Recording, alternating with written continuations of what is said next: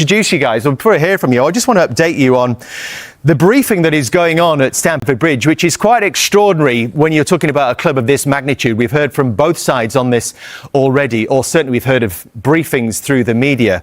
And this is what Chelsea have said in the last few minutes, or have been talking about. This is not an official statement from Chelsea. This is what is being briefed coming out of the club. You remember the 48-hour comment that Enzo Maresca said about the worst 48 hours at the club? It's just emerged in the last few minutes that the suggestion is this is comments related to the medical team at Stamford Bridge that he wasn't happy with. But there is a suggestion that Maresca went against the advice of the medical team at Chelsea on a number of occasions, playing players returning from injury longer than advised, which resulted in players being re-injured this season. This is what is being briefed this evening. You know, he didn't face the media himself on Tuesday. He wasn't ill, we are being told now. He just chose not to face the media himself. It is also being briefed that he spoke to both Manchester City and Juventus since October, which, despite informing the club, Chelsea thought was disrespectful. And the feeling at Chelsea, and this is extraordinary, the feeling at Chelsea is that he has a lack of mental fortitude. This is a head coach we're talking about, a lack of mental fortitude and emotional maturity. What do you make of all that, Daniel? Oof, it's quite surprising.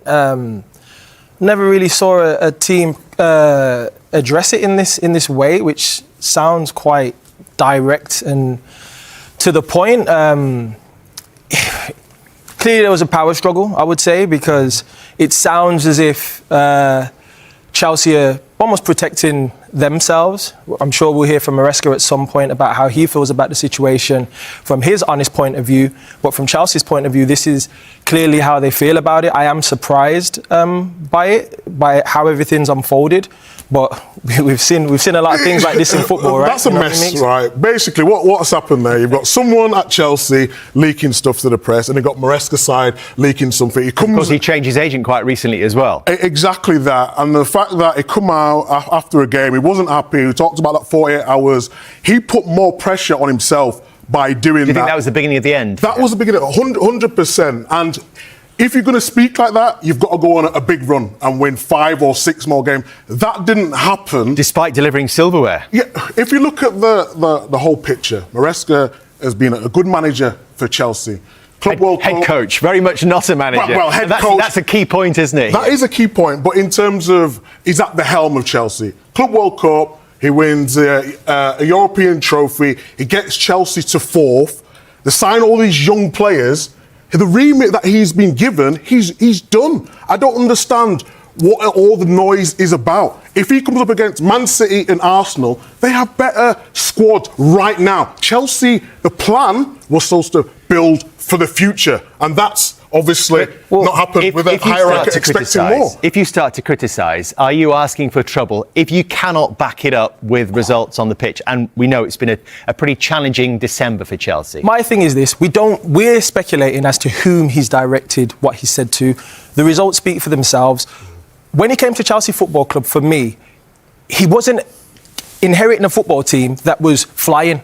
He built them to a point, and throughout the course of that season, they were doing okay, but we're not talking about a team that was challenging for the title or they weren't challenging for the title. So for me, his job was to come in and get them closer to that. Secure the top 4, like Meeks' point, and got them trophies, right? This season, has he hit the heights that he would have done last year? Absolutely not. He's not done that, right? But we're talking about a manager who they brought in who, for lack of a better term, is slightly inexperienced in terms of his tenure as a coach. Mm-hmm. So you're going to go on a journey with this man, with younger players, and he's a younger coach as well, right? They've got young, top, talented football players, which are still learning and still building. We're seeing players. But the one thing I will say is, if we're talking about things like game management, we're talking about changes, has he been great at that this season? He hasn't. But for me, I think he's a very good coach, and I think he would have gotten better as time has gotten on. We understand the falling out around the medical might be related to minutes that he's given to Cole Palmer and Reece James, who both were the medical staff were looking to protect.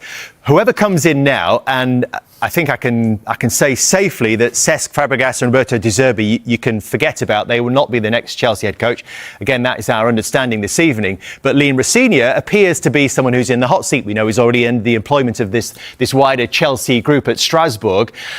This is what comes next for Chelsea, and it comes very quickly as well. I think this is interesting, Micah, too. When you look at the gap between the games, there is no time for whoever is coming in to get to grips with this team on the training ground. There's just 3 days, 4 days between the games. The timing of it is just bizarre. It's off. The timing is completely off. You've been on that football club. It's completely off, bro. It's bizarre what's happening, and it brings more pressure for the manager who takes 100%. Which is clearly then there has just been this big row which they decided is untenable. Yeah, let's just rip it off and start again, right? Way to go.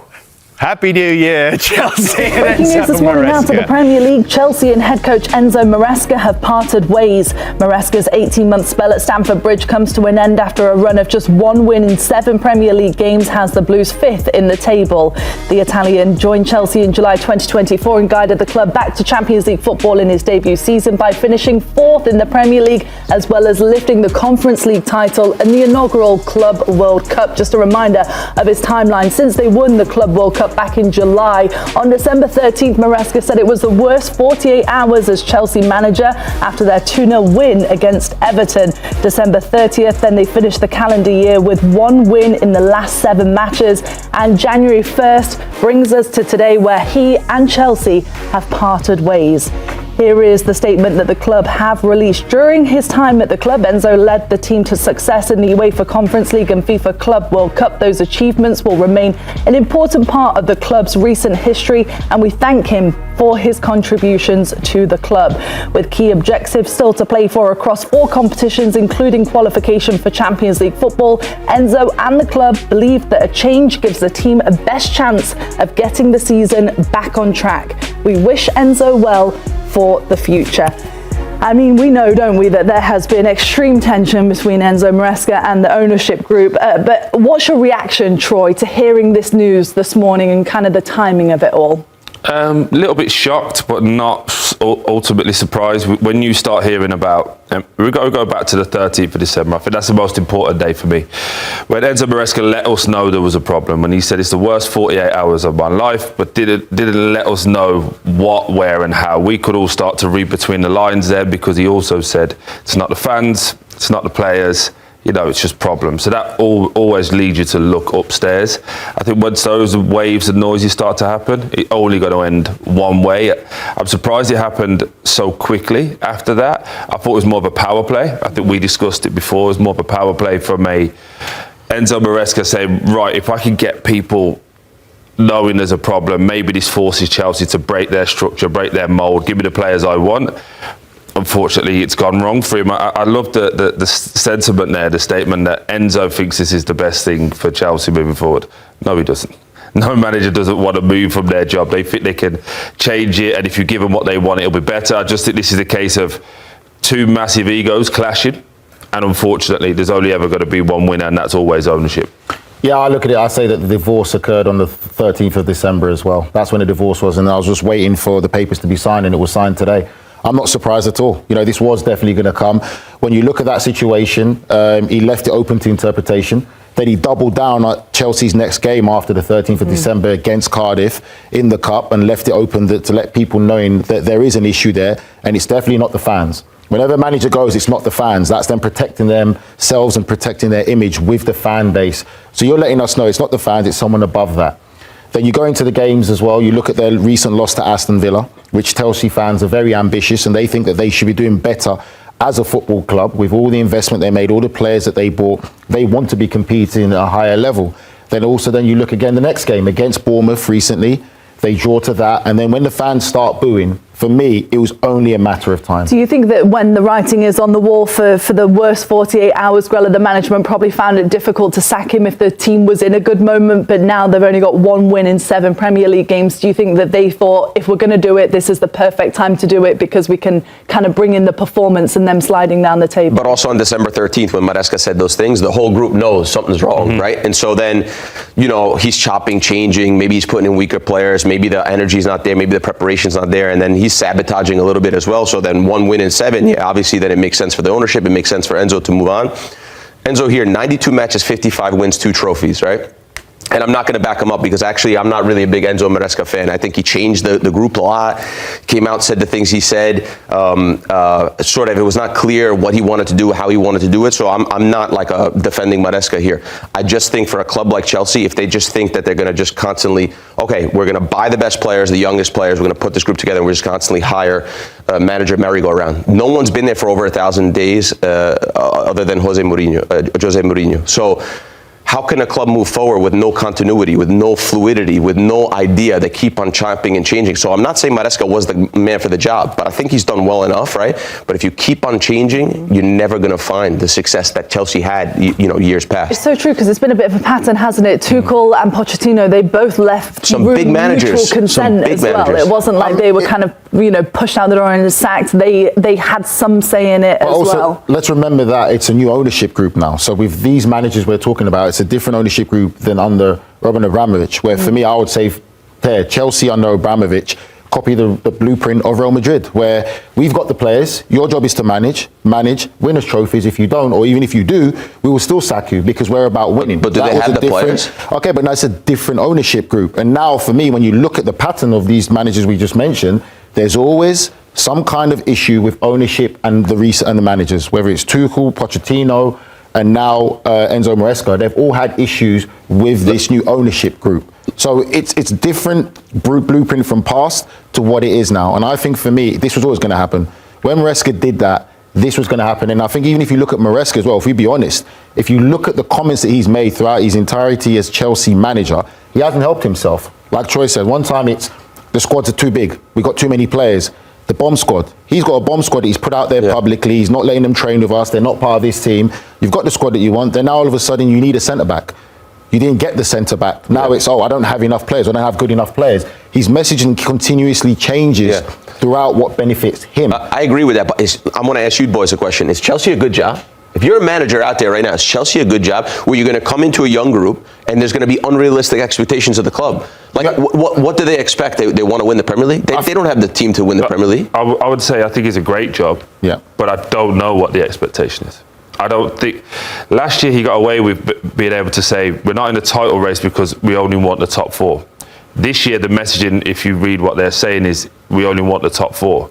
And want to go far in Champions League. So if that's the parameter, it's a great job. Because I think this team should be in the top 4. I actually think this team should be challenging. If you add 1 or 2 experienced heads in there, when you look at the squad again, I think they're both at fault, if I'm being 100% honest. Yeah, that's what it feels like. But when you look at their 2 oldest players are 28 years old. That's the goalkeeper Sanchez, who everyone has question marks over, and Tosin, who you got on a free. The only player that they've bought in Maresca's time that was a free transfer. They're 28 years old. Everybody else is younger, figuring it out, trying to learn on the job. So there will be inconsistencies. My frustration with Maresca is that he's never been the one, when there's been an opportunity to kick on publicly, he's never said, right, we're in this, we're going for the title. It's always been, play it down, play it down, play it down. So as we know as players, when your manager says, the league's not for us, but do you think he's saying take 5% off? But do you think he's saying that behind closed doors? Because isn't that common with football managers to be like, well, don't count us in the title race, but behind closed doors, they're saying, look at them counting us out. There's a message in there, and also you've got to understand the club that you're managing. You're managing Chelsea Football Club. You do not say that when you're in that race. He talked Chelsea out of a Premier League title race by what he did, because after he said that, they went on a horrendous run. And like Troy said, as players, if you're sitting there and your manager's publicly saying that to the public, you're going to use it as an excuse. You're making it easy for the players to have an excuse. If you're saying you're in the title race reluctantly, you don't believe you're in it, and you say, we're Chelsea Football Club, we're here to compete, no one can say anything. But the difference as well is when you say those things publicly and you then behind the scenes you're saying, no, we're in it, you need an experienced dressing room to say to the young boys, don't Don't worry about all the stuff you're reading. Don't worry what your family or your agents are saying to you. This is what we do on a day-to-day basis. Well, do you think that's the biggest disconnect then? Because the fans want a winner. They want somebody that's going to come in and maybe bring some more of these experienced players in. But the ownership group have shown time and time again they're going down the youth route where they want a young squad full of talent. So it feels a disconnect in all areas of the club. I don't think if you get the world's best manager, whoever that is, whoever you believe that is at the time right now, they come into that group and win. I don't think you can win the Premier League, the best league in the world. I don't think you can win that league with that group of players. They're too young. But we're not saying they're not talented. They're unbelievable talents. But you don't even know who's going to play, which week they're going to play. You don't know who the leader is in the team. You don't have a leadership group. You don't have the guys to win the Premier League. So if you get the best manager in the world and you put them there, I don't think they're going to win. You need a manager that's going to have continuity, that's going to have fluidity, that's going to be able to work with the group for a few years. Well, speaking of the managers, Nigel, let's just have a look, shall we, at the odds for the next Chelsea manager, because this is what the bookies say. Liam Rosenior is at the top, Oliver Glasner, Roberto De Zerbi, Cesc Fabregas as well is in there as maybe one of the outsiders looking in. How do you feel about it, Nige? Some great names in there. I just think, again, it's going to be an individual basis thing. I think when you look at this ownership group now, our manager's going to have control in who comes in, who doesn't come into the football club. I doubt that very much. When you look at Chelsea's blueprint, as a manager there, one of these managers, you have to understand the job that you're going into. Are you going to have the opportunity to bring players in that you want? Are they going to go against the blueprint that they've got of not wanting to get senior players or players over a certain age? Do you believe that with the squad that they have right now, you could compete and win a Premier League title? So these are decisions you're going to have to make. Who are you going with if you're Chelsea? I mean, there's some great names. I think for me, Oliver Glasner would probably be the best choice right now. Liam Rosenior is a great friend of mine. I think he's doing great in what he's doing at Strasbourg. I don't think right now it will be the good or right opportunity for him, because I think I'm a friend of you, bro. He's a friend of mine. I'm being honest with you. I think that he's going to go into a lot of pressure going as a Chelsea manager Don't right now. Nigel on your resume as a point of contact for a job. Do you want me to lie? No, I'm being honest with you. I think he's doing a great job. I'm interested in your take on Glasner, because I think we have completely different opposing views on that. Why do you think Glasner fits? I think with what Glasner's done at Crystal Palace and what he's shown he can do in English Premier League, I think that would warrant him to get more credit in the bank, where I think that he can go in there and be a strong manager to say, this is what I'm going to do. And I think that they'll probably give him more freedom than maybe other managers. I think when you look at the younger managers, I think there'll be that mold set of they're young, there'll be more a controlling aspect. And you know what the papers are like. For one, I think the Chelsea fans will believe that Liam Rosenior is probably too young. Chelsea fans want a winner. I think Liam Rosenior is still in his journey to become a manager. I understand the Strasbourg link because it's part of the same network of ownership group. For Glasner, I think that he's already proven that he can win things. And I think that it will be the right fit for Chelsea. And I know what you're going to say about the style of play, the high press, and how Chelsea are now. But they've got the players. They've got the players to play Glasner's style. You don't think it's a good fit in the style No, of play? I just think I take Nigel's point from a managerial coaching point of view, but I think when you're looking at how Chelsea do business, it's very deliberate, isn't it, with a 4-2-3-1. I think obviously Glasner plays the 2 10s in there, no wingers. They've got Esteval, who they rate very highly. They've got other young players coming in the summer that they bought in those areas. You talk about wing backs, Reece James, we know has to be managed. So now if you're saying to him, right, we're going to tuck in, and you've got that whole line to do. I just think the way that Glasner does things at Palace is fantastic, but for Palace.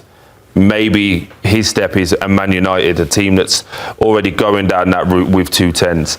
I just think, can you imagine Glasner saying to Cole Palmer, I want you to sprint to the centre-back, and then when you sprint to the centre-back, sprint to the goalkeeper? I just don't see that fit really going there. I understand the Liam Rosenior one. I actually think with Nigel a little bit differently on that. I think it's a good fit because he knows the system, he knows what they want.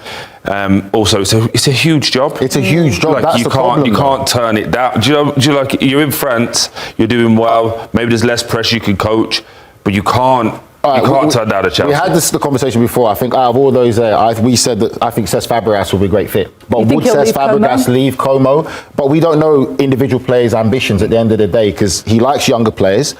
It's a great squad of players where he'll get the respect. He played for the club, and whether he feels he can take them forward, again, that's an individual conversation to Cesc to say, right, this is what we're going to let you do, and we can't ever. You don't know the individual players' ambitions. Can we get that back up? That list of names. Can we get that back up, please? I think Cesc Fabregas will be a perfect fit for them. Fabregas would be a good fit. They're all good managers. But again, this is a job where it's a great job for many reasons. It's a bad job for a lot of reasons. For a lot of these managers too, you're going into a crazy pressure situation, unrealistic expectations, and you don't know what you're going to get and how you're going to get it. So it's not like a straightforward shot. Like what Fabregas is building his career. He's one of the bright managers out there. Does he want to go into Chelsea where he's not maybe going to be given the longest leash and he's going to be given all these expectations, big pressure job? I don't know.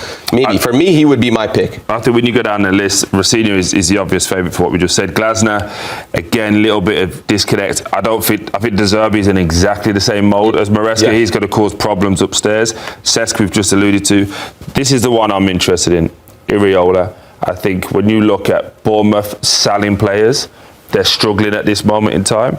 I think he's one that would be grateful for the job. Also, tactically, he's fantastic. Yeah. And he plays the same system. So that's one I would just keep an eye on. That's a good one. I like that one. Okay, well, we'll see. They've got Manchester City on Sunday, so not an easy match for the Blues. Start the job after. Start the week after. We'll start the week. I'm unavailable this weekend. No Caicedo as well. We'll see, though. We know that Chelsea and Enzo Maresca, though, have parted ways. Leandro Trossard proved to be the perfect antidote to Arsenal's attacking frustrations, following Mikel Arteta's candid remarks about Victor Gyökeres. Gyökeres may have struggled to truly impress since his summer arrival at Arsenal, but over the weekend, there was finally a glimpse of what he is capable of.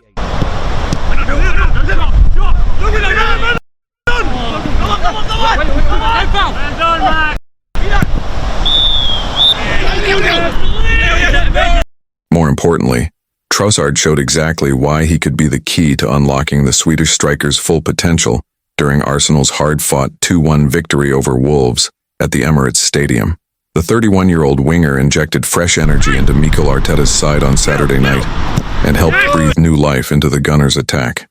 Shortly after replacing Gabriel Martinelli in the second half, Arsenal found the breakthrough.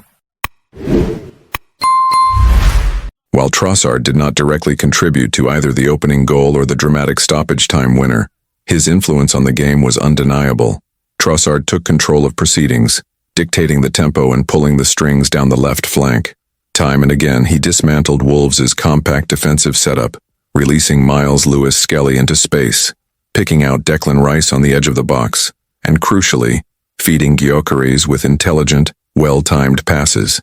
Operating as a creative hub, the Belgian showcased his playmaking qualities, delivering sharp, purposeful distribution.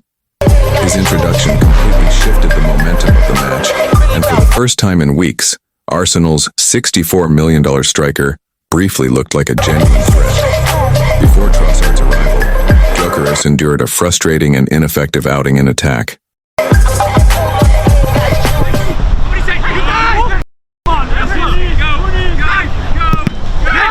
In fact, the Belgian was the only player to carve out a clear-cut opportunity for the 27-year-old forward, slipping a simple yet incisive ball in behind the Wolves' backline. Gyökeres controlled the pass, beat his defender, and aimed for the far post. Wolves goalkeeper Sam Johnstone was beaten, but the Swedish striker saw his effort agonizingly drift just wide.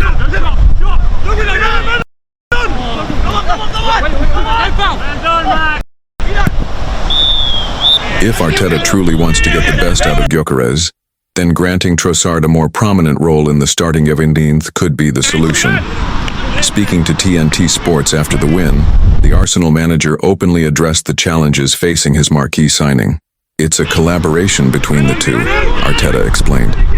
He was in some really good positions, but the ball didn't arrive quickly enough, accurately enough, or with the precision a number 9 needs to score.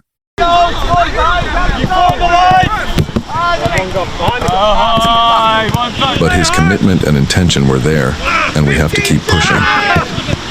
Arteta was equally vocal in defending Gyökeres prior to the match, urging patience with the striker's adaptation to English football. There was huge expectation because we were signing a proven goal scorer, probably with the best statistics in Europe, Arteta said. But he's coming into a different league, the most demanding league in the world. What happens if he doesn't score in 5 or 6 games? That was the only question I asked him.